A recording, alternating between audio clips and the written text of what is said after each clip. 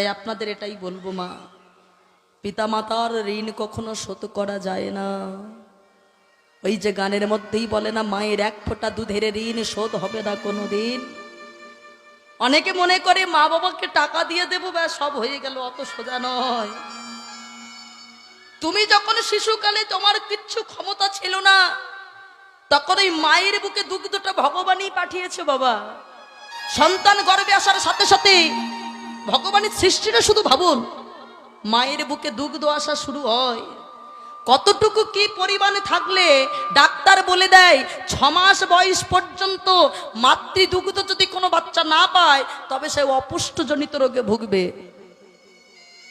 তাহলে মায়েদের ক্ষমতা নেই বলছেন? এই মাকে কখনো ভোলা যাবে না, এই ঋণ কখনো শোধ করা যায় না বাবা। তাই যতদিন পারবেন পিতামাতার চরণে মনে রাখবেন, একটা গান আছে না, ঘরের প্রতিমা